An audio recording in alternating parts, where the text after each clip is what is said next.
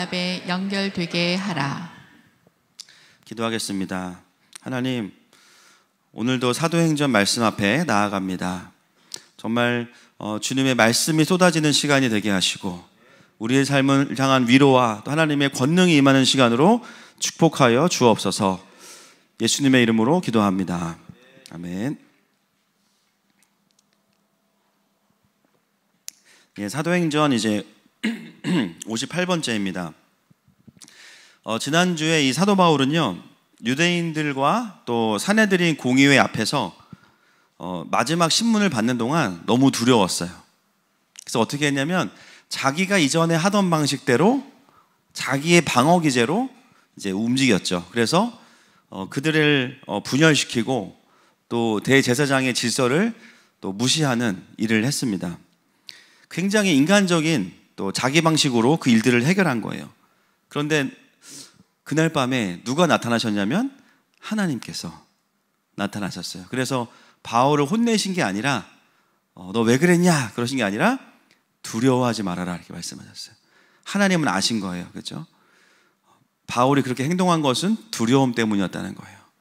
여러분, 우리가 때로 전문용어로 진상을 부릴 때가 있습니다. 우리의 삶에서. 주님 말씀하시죠. 너 식당에서 맛이 없었구나. 그죠? 하나님은 우리의 중심을 보시는 분이십니다. 그래서 그날 밤에 나타나셔서 하나님은 바울에게 회복을 주시고 새로운 이제 사명을 주셨어요. 그리고 나서 오늘 이제 이 사건이 벌어지는데 오늘 사건을 읽고 나니까요, 어젯밤에 주님이 나타나신 이유가 또 한 가지가 있다는 거예요. 여러분, 하나님께서 우리에게 은혜를 주실 때는 과거에 대한 회복도 있지만 앞으로 올 고난을 대비하게 하십니다. 할렐루야. 여러분, 기도하는 사람들은 고난이 와도 두렵지 않습니다. 기도하는 사람들은요, 고난이 와도 이미 주님께서 준비시켜 주셨기 때문에 그 고난을 통과하고 그 위를 날아갈 수 있습니다. 그날 밤에 주님께서 바울에게 나타나셨기 때문에 바울은 사실 오늘 더 충격적인 일이 벌어지거든요. 이것을 이제 믿음으로 넘어갈 수 있게 된 거예요. 자, 오늘 본문을 같이 좀 살펴보겠습니다. 12절 말씀입니다. 시작. 날이 새매 유대인들이 당을 지어 맹세하되 바울을 죽이기 전에는 먹지도 아니하고 마시지도 아니하겠다 하고. 바울을 죽일 때까지는 먹지도 않고 마시지도 않겠다 이렇게 맹세하는 유대인들이 이제 막 일어나기 시작했어요. 여러분, 오늘 본문을 보면 정확하게는 등장인물들이 둘로 나누어집니다. 한쪽은요, 바울을 죽이려는 사람들, 한쪽은 바울을 살리려는 사람들이에요. 여러분, 바울을 살리려는 사람들과 바울을 죽이려는 사람들로 나누어지는 가장 중요한 기준은 뭐냐면 바울 자체가 소중해서가 아니고요, 바울이 대단해서가 아니라 하나님 나라의 관점에서 보면 바울 안에 하나님 나라의 언약이 아직 유효하기 때문입니다. 그의 사명이 아직 여전히 하나님께서 허락하셨기 때문이에요. 그는 이방인들을 위한 복음 전파자이고 교회를 개척하는 사도로 부름받은 사람이었어요. 여러분, 그런 관점에서 바울을 살리는 이 사람들은 어디에 가깝냐면 킹덤과 가깝습니다. 하나님 나라와. 그리고 바울을 죽이려는 자들은 어디에 가까울까요? 안티 킹덤과 가까워요. 이것은 단순히 어떤 사람에 대한 충성이 아니고요, 심지어 이 바울을 죽이려는 유대인들은 명분이 뭐냐면 신앙적인 이유예요. 하나님을 위해서 바울을 제거해야 된다라고 말합니다. 그러나 실상은 뭐냐면 사단에게 이용당하고 있는 거죠. 그래서 오늘은 우리가 이 두 그룹의 사람들을 바라보면서 사단이 일하는 전략의 특징과 하나님께서 일하시는 특징을 좀 대비해서 살펴보도록 하겠습니다. 자, 13절 말씀 시작. 이같이 동맹한 자가 40여 명이더라. 자, 몇 명이 이제 연합이 됐냐면 40명이 연합이 됐어요. 여러분이 당을 짓는 사람들은 이제 어떤 사람들이냐? 그들이 모인 목표가 뭐냐면요, 하나님 나라를 위해 모인 것이 아니라 바울을 죽이는 게 목표입니다. 사실은 유대인이지만 이 사람들은 뭐예요? 극렬 암살 단원들입니다. 여러분, 우리가 어떤 모임을 바라볼 때 하나님 나라의 백성들도요, 연합을 해요. 사단도 연합을 합니다. 이 연합을 우리가 뭐라고 부르냐면, 따라하겠습니다. 당지음. 성경에서 말하는 그 죄 중에 뭐가 있어요? 당을 짓는다 그러죠. 당을 짓는다. 여러분, 당이라는 건 뭐냐면 어떤 목표를 위해서 사람들이 모이는 거예요. 그래서 정치할 때도 보면 무슨 당 이렇게 있어요. 오늘도 당을 짓는 무리가 나오는데, 우리가 이제 이 공동체의 이 모임을 분별할 때 이 모임이 하나님께 속한 모임인지 아닌지를 분별하는 중요한 기준이 뭡니까? 오늘 본문에 나옵니다.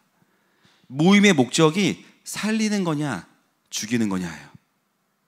오늘 이 유대인들에게 속한 40명의 모임의 목표는 뭐냐면 바울을 죽이는 겁니다. 여러분, 이 목적 자체가요, 하나님 나라와 가까울 수가 없는 거예요. 여러분, 예수님의 몸으로 모여지는 공동체와 목장을 보면 특징이 뭐냐면요, 그 모임에 가면 사람들이 살아납니다. 아픔을 나누고 상처를 나누는 것 같지만 거기에 하나님의 은혜가 부어집니다. 다른 사람을 비방하거나 다른 사람에 대해 정죄하는 모임이 아니라 자기가 회복되는 모임이기 때문에 그 모임은 예수님의 몸과 연결되어 있어서 거기에는 반드시 살아나는 역사가 있습니다. 할렐루야. 여러분, 어떤 만남, 어떤 모임이 킹덤과 반대되는 모임입니까? 하나님 나라와 멀어지게 하는 거예요. 예배와 멀어지게 하는 거예요. 부르심으로부터 멀어지게 하는 거예요. 예배의 자리로부터 멀어지게 하는 거예요. 여러분, 이것은 하나님이 하시는 일이 아니겠죠. 우리 청년들, 이제 이성교제들 많이 할 텐데 제가 뭐 누가 누굴 만나건지 잘 몰라요, 사실은 지금. 근데 여러분, 우리가 크리스찬으로서 구원받은 하나님의 백성으로서 이제 이성교제 할 때 나중에 또 우리가 깊이 얘기할 시간이 있겠지만, 뭐 남자친구 여자친구를 만날 수 있어요, 그죠? 근데 그 만남이 하나님과 멀어지게 하는 만남이다. 예배를 가지 못하게 하는 만남이다. 기도하지 못하게 하는 만남이다. 여러분, 기도해 보셔야 돼요. 그 상대방이 나를 진짜 사랑한다면 내가 생명과 같이 여기는 예배를 갈 수 있도록 해주는 게 사랑입니다. 아멘입니까? 정말 이 사람과 사귀는 것이 하나님의 뜻인가를 썸 탈 때 결정해야 돼. 깊이 들어가면 힘들어요. 그죠? 만약에 이 부분에서 정리가 안 된 채로 이제 사귀게 된다, 그러면 뭐 100%는 제가 절대라는 말을 쓰면 안 되니까, 물론 저희 교회도 이제 반전의 역사가 있는 분들이 많아가지고 제가 그 선입견이 깨졌는데, 그러나 많은 부분에 있어서는 세상의 문화를 같이 따라가도록 끌려가는 만남이 될 수 있다는 거예요. 그리고 이제 특히 남자들 중에 믿지 않는 그 남자들 같은 경우는 결혼하면 꼭 내가 같이 예배 갈게. 따라합시다. 열의 아홉은 사기다. 네. 그때 뭐라고 해야 돼요? 사탄아 물러가라 이렇게 해야 됩니다. 갈 거면 지금 가. 지금 안 가면 안 믿어. 지금 영접해. 여러분, 결혼은 선교하려고 하는 게 사실은 아니에요. 연합이 목표지. 아멘이십니까? 그래서 지금 아직 뭐 이성교제를 좀 쉬고 있거나, 그죠? 또 기도하고 있는 분들은 반드시 믿음의 친구를 구하시기를 축복합니다. 아멘이 안 나와, 그죠? 그리고 우리는 이제 믿음도 좋아야 되고, 이제 키도 커야 되고, 돈도 잘 벌어야 되고, 막 예뻐야 되고, 주님이 힘드신 거예요. 자, 여러분, 그래서 정말 이 청년의 때에는 정말 누구와 사귀느냐가 너무너무 중요해요. 그 정말 황금기 아닙니까? 그 시간을. 그래서 어떤 청년들은 막 청년부가 많은 데 가면 내가 배우자가 있을 거야. 여러분, 더 못 찾아. 그 이효리 선지자, 그 놈이다. 그래서 리더가 만났어. 괜찮을까? 만나볼까? 아니야. 그죠? 여러분, 오히려 작은 교회 오잖아요. 더 확실하게 보여요. 할렐루야. 몇 명 없으니까 딱 보석이 보이는, 저 오빠다. 저 오빠가 내 오빠다. 바로 보이는 거예요. 그래서 여러분, 저희 교회에서 결혼한 분들 진짜 많아요. 권희 집사님 와요. 권희 집사님. 네, 그래 안 그래? 그렇지. 지금 환하게 웃고 있어요. 그래 안 그래? 그렇지. 최수진 집사님, 그래 안 그래? 우리 이진규 집사 어디 갔어요? 사무실에 있어. 권영민 어디 갔어? 네. 청년부 회장 석진이.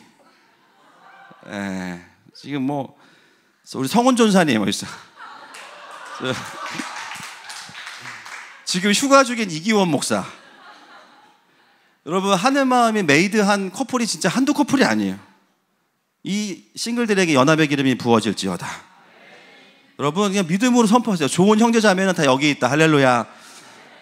계속 할까요, 여러분? 여러분, 그리고 사실은 믿음이 없을 때 결혼해서 배우자 중에 한 명이 먼저 믿음이 생기잖아요. 저는 그 자체가 하나님께서 그 나머지 반쪽을 구원하시는 계획이라고 믿습니다. 그래서 먼저 구원하신 거잖아요. 그러면 공동체가 함께 그 가정을 품어내는 것 너무너무 중요한 거예요. 그런 생명과 연합된 공동체와 함께 갈 때 살아나는 것이죠. 여러분, 오늘 그런 하나님 나라의 관점에서 보면 바울을 죽이기 위해서 모인 이 모임은 그 모임의 내용이 무엇이겠습니까? 온통 죽이는 얘기밖에 없어요. 바울에 대한 얘기들을 하고 어떻게 하면 죽일까? 바울이 어떻게 하면 사역을 못하게 할까? 이방인을 위한 교회를 세우지 못하게 할까? 다 뭐예요? 킹덤과 멀어지는 이야기들만 반복하는 거예요. 여러분, 우리의 삶에도 이 정도까지는 아닐 수 있지만 때로는 내가 속한 모임들이 빛 가운데 있지 않은 모임도 있다는 거예요. 그래서 모임을 하면 실컷 남의 얘기 했는데 돌아서면 기분이 안 좋고 예배가 막히고 영적으로 다운돼. 때로는 그 모임이 가족이 될 수도 있어요. 제가 말씀드렸지만 우리는 사역의 대상과 연합의 대상을 분별할 수 있어야 됩니다. 가족이어도 빚을리로 묶여 있으면 좀 사회적 거리, 영적인 거리두기를 해야 되죠. 사랑하고 섬기지만 영적으로는 연합하면 안 되고, 회사의 한 부서가 또 그런 부서일 수 있고요. 때로는 뭐 우리는 아니지만 어떤 교회 목장이 또 그럴 수도 있고요. 또 사회 속에서 내가 속한 어떤 정치적인 집단이 또 그럴 수도 있어요. 중요한 건 뭐냐면 그 모임이 정말 영혼들을 살리는 모임이고 하나님 나라와 가까운 모임이냐를 분별해야 된다는 겁니다. 왜 이게 중요하냐면요, 어둠과 연결된 모임에 내가 같이 힘을 싣고 마음을 쏟게 되잖아요. 그 열매는 뭐냐면 내가 죽어요. 내가 죽어요. 그게 가장 두려운 거죠. 여러분, 오늘 제가 결론을 하나 말씀드리면, 이 바울을 죽이겠다고 모인 사람들이 뭘 맹세했냐면요, 바울을 죽이기 전에는 아무것도 먹지 않기로 굳게 맹세했어요. 이분들 어떻게 죽었을까요? 굶어 죽었습니다. 또는 탈수, 체지방 0%, 근육량 0. 만약에 아니면 이분들 다 거짓말한 거예요. 그죠? 이분들 지금, 그리고 바울이 몇 년 뒤에 선교 나중에 순교하잖아요. 그때까지 아무것도 안 먹었을 텐데. 그러니까 안 나오는 거예요. 이분들 더 이상 오늘 이후로 매복한 채로 그냥 돌아가신 거예요. 그대로 뼈만 남은 거예요 지금. 여러분, 어둠의 공동체, 어둠의 모임에 연합되면 어떻게 하면 내가 말라 죽게 돼 있어요. 여러분, 절대로 하나님은 사람의 분노를 사용해서 일하시지 않습니다. 사람의 상처를 이용해서 일하시지 않아요. 아무리 명분이 옳다고 해도 그 모임은 성령의 통치가 있는 것이 아닙니다. 여러분, 오늘 말씀을 통해서 내 삶의 가정에서, 회사에서 주님이 말씀하시는 어떤 모임에 대한 말씀, 마음들이 있다면 정말 그것이 아니라면 돌아설 수 있기를 축복합니다. 그래서 우리의 부르심은 뭐예요? 사람들 영적으로 깨우고 살리는 거예요. 우리 하늘마음의 목장이 지금도 그렇지만 더 성령 충만하고 살리는 모임 되기를 축복합니다. 사단의 사역의 두 번째 특징, 14절, 15절 보겠습니다. 시작. 대제사장들과 장로들에게 가서 말하되 우리가 바울을 죽이기 전에는 아무것도 먹지 않기로 굳게 맹세하였으니 이제 너희는 그의 사실을 더 자세히 물어보려는 척하면서 공회와 함께 천부장에게 청하여 바울을 너희에게로 데리고 내려오게 하라. 우리는 그가 가까이 오기 전에 죽이기로 준비하였노라 하여더니. 자, 두 번째 특징은 뭐냐면요, 여러 가지 방법으로 했을 때 안 되면 어떻게 해요? 수단과 방법을 가리지 않습니다. 결국 이 열매가 뭐냐면 사망 권세죠. 죽이는 거예요. 죽이는 거. 만약에 이들이 정말 하나님의 주권을 인정한다면 바울은 손대면 안 되는구나를 깨닫고 멈춰야 되는데 끝까지 가는 게 뭐예요? 이것은 하나님의 통치가 아니라는 겁니다. 거짓말로 이 사도 바울을 안토니오 요새에서 빼내고 다시 2차 신문을 받으러 가는 그 길에 매복했다가 죽이기로 틈을 노리고 기습을 준비하는 거죠. 여러분, 사단은요, 수단과 방법을 가리지 않고 우리의 틈을 이용합니다. 그래서 우리가 기도하고 깨어 있어야 돼요. 영적으로 분별력이 있어야 이것이 지금 나에 대한 공격이구나 라는 것을 알 수가 있어요. 바울은 그래서 오늘 사실은 그동안의 선교의 사역 중에서 가장 이제 위기가 사실은 오늘이에요. 오늘. 어제 주님 안 만났으면 오늘 완전히 두려움에 묶였을 겁니다. 그리고 이 암살단의 계획은 계획만 봤을 때는 성공할 확률이 제가 봤을 때는 거의 90%입니다. 거의 90%. 그런데 놀라운 건 뭐냐면 하나님은 그 위에 계십니다. 그래서 이제부터 등장하는 사람들은 이 똘똘 뭉쳐져 있는 40명의 암살단원보다는 훨씬 더 느슨한데요. 여러분, 하나님의 연합은 약간 느슨합니다. 근데 신기한 건 뭐냐면 디렉터가 하나님이시니까요, 정렬되어 있습니다. 또 신앙도 다 다르거든요. 놀라운 건 뭐냐면 이제부터 등장하는 사람들은 다른 의미에서 또 연합이 일어나게 돼요. 자, 16절 보겠습니다. 16절 시작. 바울의 생질이 그들이 매복하여 있다함을 듣고 와서 영내에 들어가 바울에게 알린지라. 여러분, 갑자기 누가 등장하냐면 바울의 생질이라고. 이 생질이 뭐죠? 조카입니다. 네, 조카예요. 조카라는 건 뭐냐면 바울에 누가 있었다는 거예요. 누님이 있고 누님의 아들이 있다는 거예요. 네, 그래서 바울의 생질이면 바울의 조카인데요. 여러분, 신약을 통틀어서 바울이 쓴 서신서까지 꽤 많은 텍스트를 썼지만 바울이 가족에 나오는 건 여기가 유일해요. 그래서 우리가 바울은 누님이 일단 한 분은 분명히 있었다.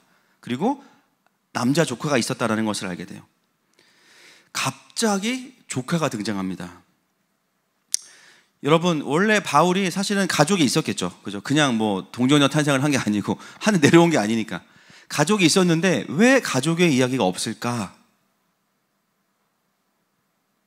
바울의 삶을 잘 우리가 묵상해 보면 합리적으로 추론할 수가 있어요. 바울은 베냐민 집하고요, 바리새인 중에 바리새인이었던 아주 유력한 가문이었거든요. 근데 그 가문에서 바울이 어떻게 했냐면 예수님을 믿고 그들의 입장에서는 배교를 했어요. 네. 여러분, 다르게 표현하면 대대로 불교 집안에 막 할머님께서 절을 막 몇 개를 세우신 그 집안에서 갑자기 그 아들 하나가요, 갑자기 목사가 된 거예요. 완전히 이제 목사가 어떻게 돼요? 배교자가 되겠죠. 그 당시에 유대교회에서 예수님을 믿는다는 것은 그것보다 훨씬 더 가족들과의 관계를 단절할 수밖에 없는 이유가 됩니다. 그래서 바울이 다 말을 하지는 않았지만 빌립보서 3장 8절의 고백을 한번 우리가 보겠습니다. 바울의 고백이에요. 시작. 또한 모든 것을 해로 여김은 내 주 그리스도 예수를 아는 지식이 가장 고상하기 때문이라. 내가 그를 위하여 모든 것을 잃어버리고 배설물로 여김은 그리스도를 얻고. 자, 바울이 뭐라고 고백하냐면 내가 그를 위하여, 그가 누굽니까? 예수님을 위하여 모든 것을 잃어버리고 이렇게 돼 있어요. 이 모든 것 안에 뭐가 있을까요? 가족이 있어요. 바울은 성격상 자기 약한 얘기 잘 못합니다. 그래도 되게 노력했지만 어떻게 보면 그의 마음속에 커다란 부담일 거예요. 커다란 미안함일 거예요. 그렇죠? 즉 그가 예수님을 믿기로 결단하고 그것을 커밍아웃 했을 때 그의 가족들 모두가 다 바울에게 등을 돌렸을 거고 바울은 노력하지 않았을 겁니다. 그리고 이제 바울이 독신이었다라고 우리가 알고 있지만 또 꽤 많은 학자들은 그가 결혼했다라고 말하는 분들도 있습니다. 그래서 그렇게 독신을 추천했나? 그런 분도 있어요. 근데 만약에 결혼을 했다가 하더라도 그가 왜 혼자가 됐을까? 이거는 추론입니다. 그 타이밍이 언제일까? 그가 예수님을 믿었을 때가 되겠죠. 중요한 건 바울은 자신의 자랑이고 또 자신의 배경이었던 그 가족들로부터도 배척을 받았고 그거에 대해 자기는 모든 것을 그냥 배설물로 여겼다, 대가 지불을 했다 이렇게 이야기해요. 그걸 기쁘게 여겼다는 거예요.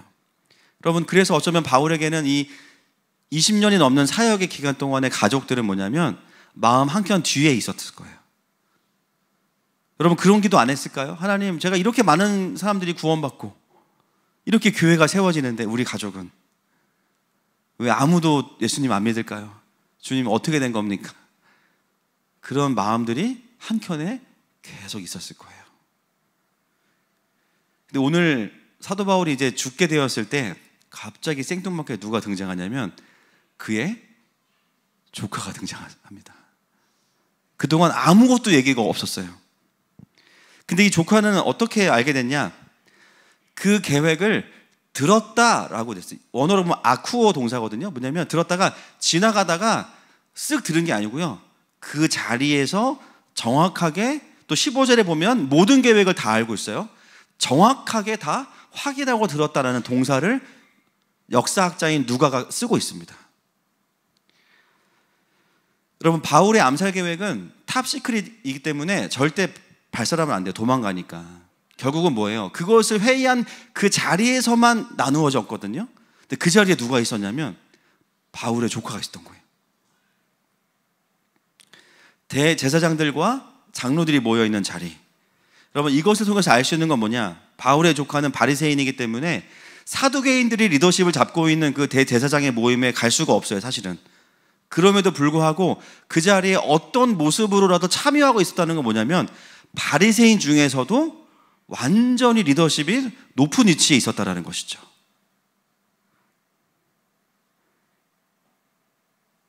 이 조카는 청년이라고 나오기 때문에 엄청난 실력가이면서 엄청난 야망가입니다. 어떻게 보면 사도 바울과 굉장히 닮은 조카예요. 그리고 성향도 비슷해.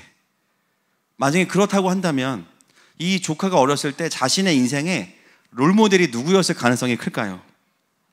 바울 삼촌이죠. 사울 삼촌. 나는 커서 우리 사울 삼촌처럼 저 대학 가서 저 교수 밑에서 공부하고 저렇게 멋있는 바리새인 지도자가 돼야겠다. 그런 마음을 가지고 막 자기도 어린 마음에 꿈을 키웠어. 근데 어느 순간 그 사울 삼촌이 바울이 되면서요, 그 모든 걸 다 내려놓고 배교자가 된 거예요. 그때 이 어린 조카의 마음속에 어떤 마음이 들었겠습니까? 큰 실망감이 있었겠죠. 난 이제 누구를 모델로 살아가지? 나는 삼촌만 보고 따라왔는데?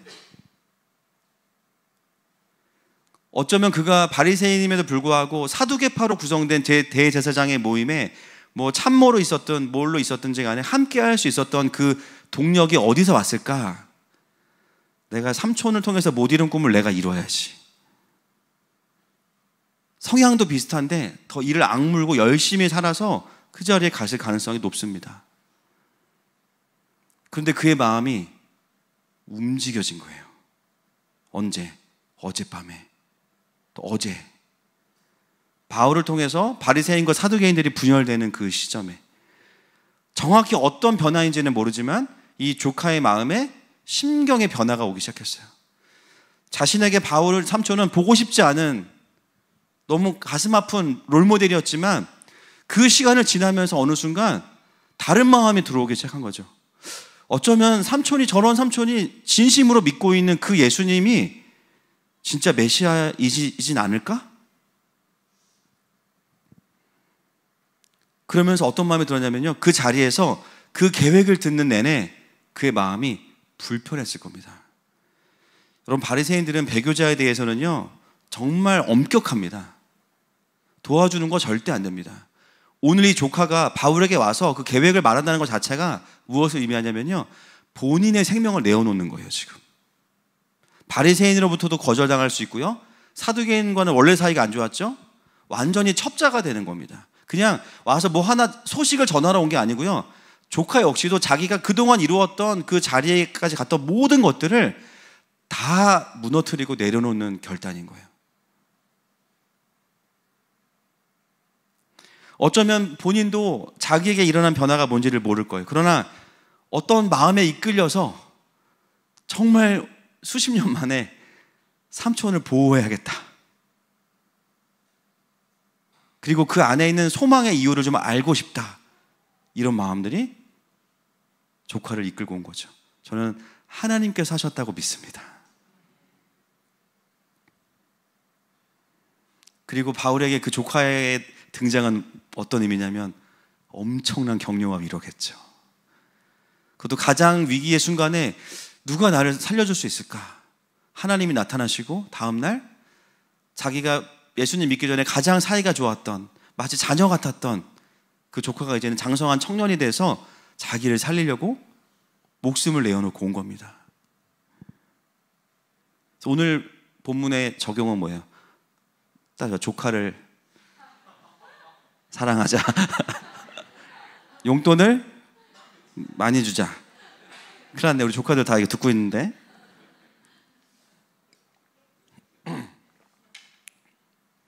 그러면서 바울의 마음속에 어떤 소망이 생겼냐면, 와, 하나님이 우리 가족에게도 이제 일하시는구나.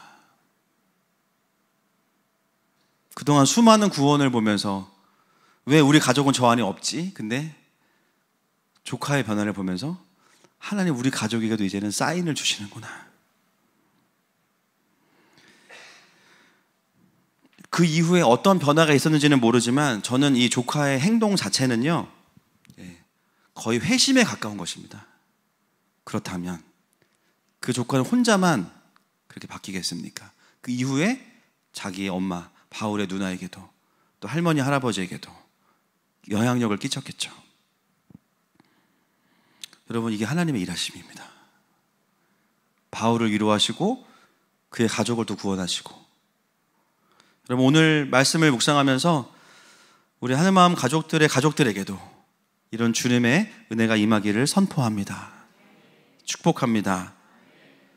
그저 믿음으로만 맡기고 갔던 그 배우자가 어느 순간 조금씩 주님께 돌아오는 거예요. 포기했던 부모님이 조금씩 예수님께로 돌아오는 거예요. 포기했던 내 자녀들이 어느 순간 믿음의 놀라운 반전을 경험하게 되는 거예요. 그런 은혜가 있기를 선포합니다. 그래서 이 조카의 등장 이후로 나오는 사람들은 다 이제는 하나님 나라와 가까운 자들이 등장합니다. 자, 그 다음에 누가 있냐면 17절 보겠습니다. 시작.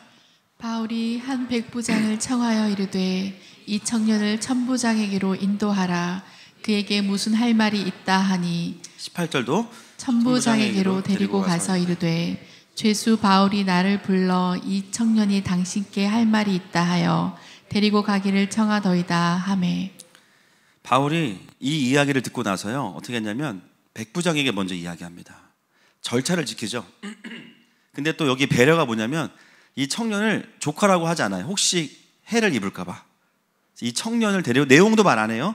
천부장에게로 데리고 가서 무슨 할 말이 있으니까 전달하게 해주십시오 했어요. 여러분, 오늘 본문에 하나님의 그 일하심이 딱딱 맞아떨어지게 하는 까메오들이 엄청 많아요. 만약에 여기서 백부장이 사두개인과 결탁되어 있는 사람이었다면 어떻게 됐을까요? 알았을 겁니다. 이제 바리새인인 거를. 이 사람이 왜 바울에게 왔지? 바로 전화해요. 대제사장은 뭐라 그래요? 거기 우리 같이 일하는 바리새인 중에 리더인데, 이 사람 변절했구나. 바로 처형. 백부장이 어떻게 하냐면요, 자기의 본분을 그대로 행합니다. 그게 뭐예요? 결국은 킹덤에 정렬되어 있는 거죠.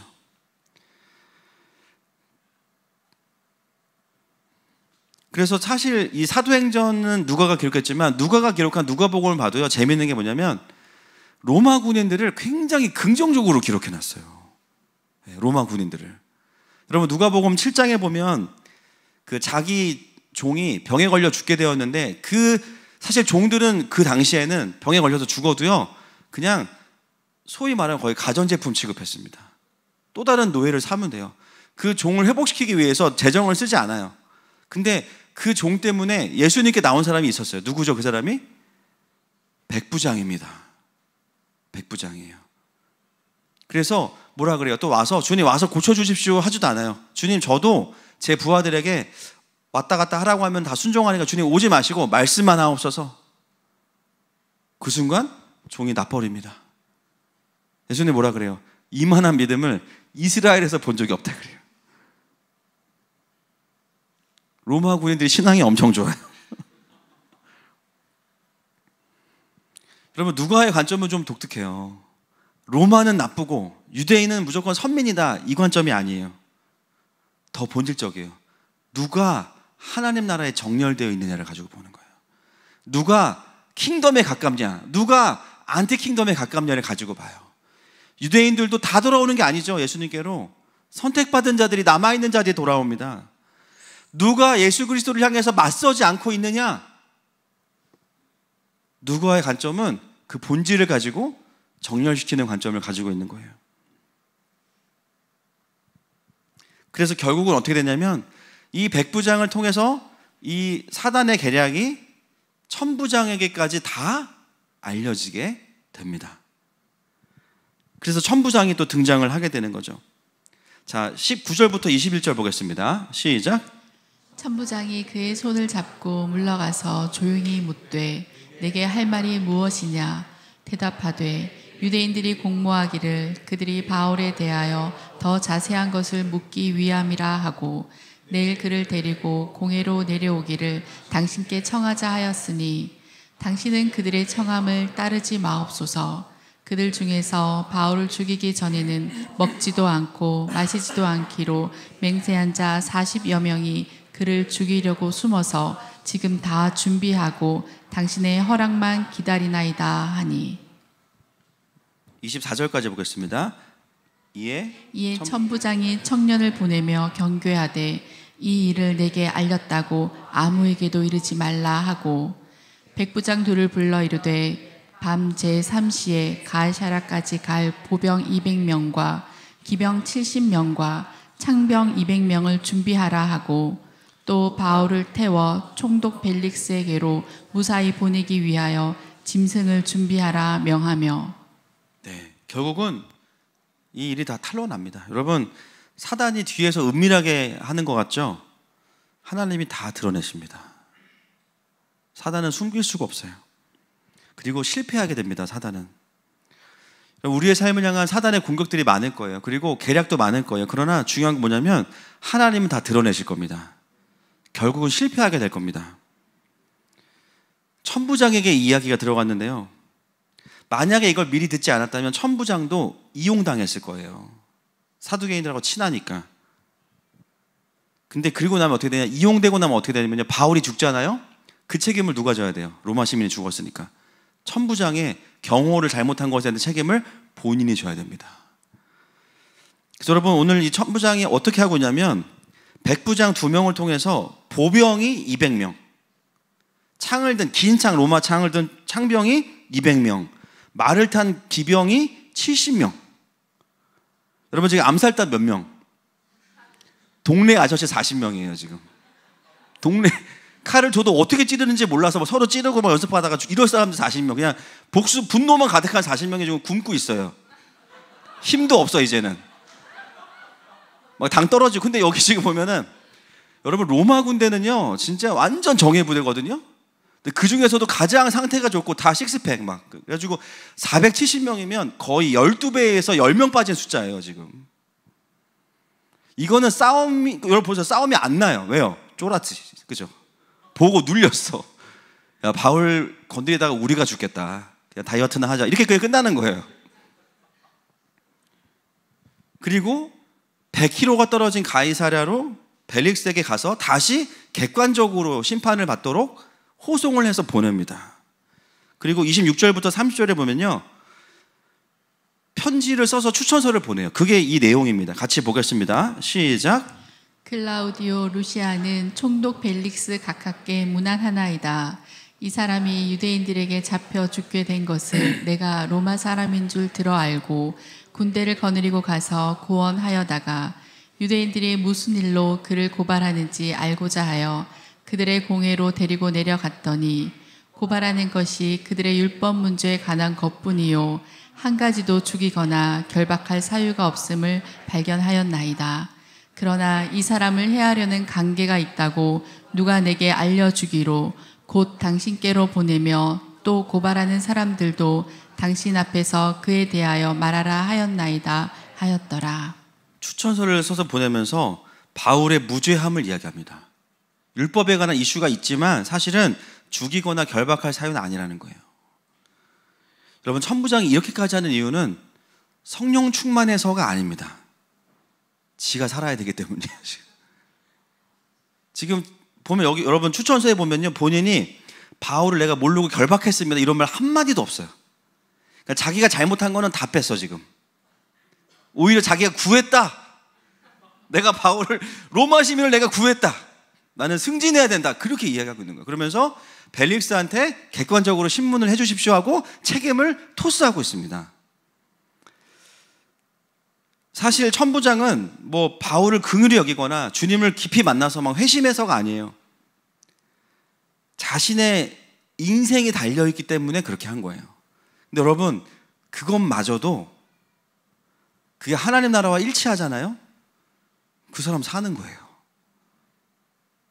전혀 신앙적인 고백이 아닌데도.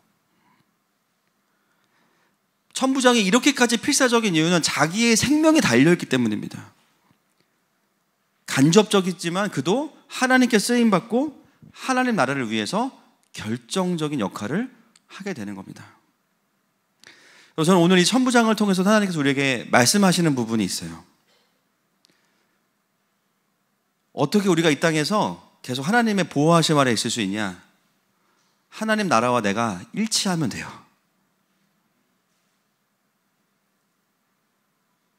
하나님의 마음과 뜻과 내가 함께 가고 있으면 돼요. 그래서 어떤 마인드가 있어야 되냐면요, 나를 지키는 게 하나님을 지키는 거고 하나님을 지키는 게 나를 지키는 거야. 여러분, 마지막 때 여러분 아마 주말에 뭐 부부들끼리 그런 얘기 많이 하신 것 같아요. 네가 순교할래, 내가 순교할래, 막 지금 순교할래, 막 이런 얘기 하신 것 같은데, 어떻게 마지막 때에 그 순교자가 나올 수 있는가? 예수님이 아니면 살아도 산 게 아니니까 그런 거예요. 저 사람은 순교할 수 있을 것 같아. 고통을 잘 참어. 못으로 찔러보고 막. 그런 게 아닙니다. 순교가 가능한 이유는 순교해야지 순교의 부름 받아서, 물론 이제 인이 처지죠. 그러나 그게 핵심이 아니라 어떤 사람들이냐, 자기가 증언하는 복음에 대해서 생명의 가치를 동일시 여기는 사람들은 그걸 부정하고 사는 것은 사는 게 아니라고 여기기 때문이에요. 그가 내 안에, 내가 그 안에. 하나님의 영광을 보지 못할 바에는 나는 구차하게 살고 싶지 않다. 그 고백이죠. 나와 공동체를 일치시키는 거. 전체주의를 말씀드리는 게 아닙니다. 공동체와 함께 가는 거. 교회가 살아야 내가 살고 내가 살아야 교회가 산다. 여러분, 우리가 하나님 나라와 함께 가잖아요. 하나님의 사명이 끝나지 않았어요. 하나님 우리를 계속 살려주십니다. 빨리 가시고 싶은 분들은 사명을 빨리 감당하시면 돼요.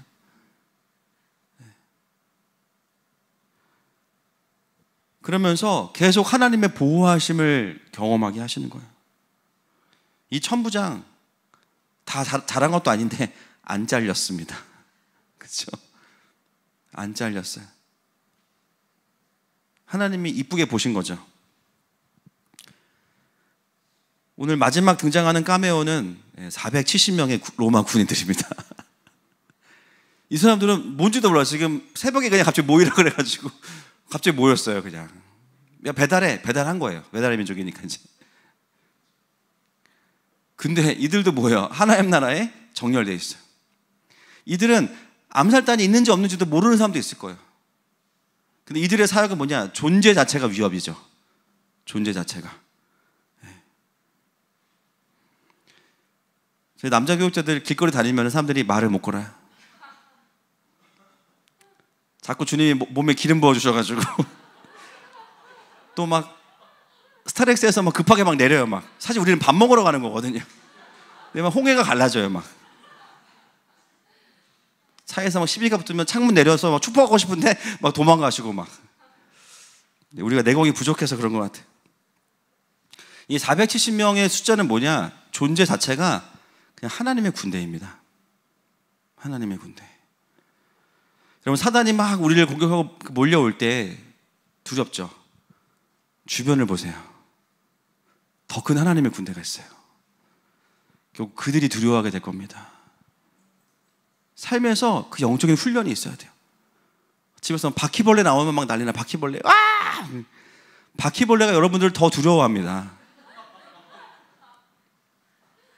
훨씬 더 두려워할 거예요.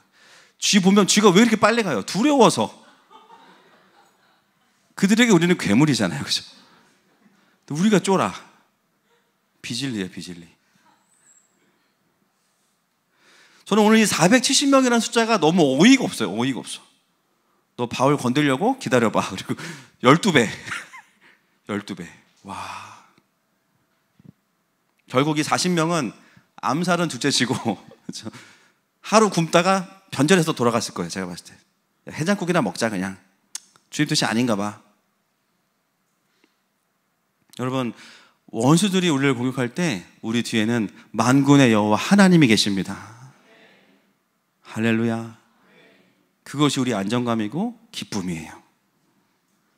여러분, 오늘도 우리가 하나님과 동행한다면 하나님은 하나님의 사람들을 통해서 우리를 도우시고 우리를 승리하게 하실 겁니다. 그리고 여러분들 돕는 자들을 하나님은 축복하실 겁니다. 이 시간 그 하나님 앞에 함께 기도하면서 나아갔으면 좋겠습니다.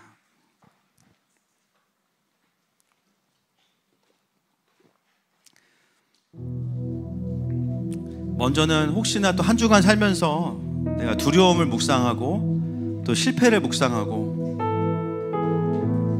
낙심을 묵상했다면 하나님 다시 나의 눈을 들어주세요. 다시 나의 시선이 하나님과 하나님의 군대를 보게 해주세요. 내 삶에는 하나님 나라를 반대하는 자들도 있지만 훨씬 더 많은 하나님 나라의 사람들이 있습니다. 바로 그 속에서 내가 주님의 일을 보겠습니다. 함께 우리 고백하면서 나아가십시다.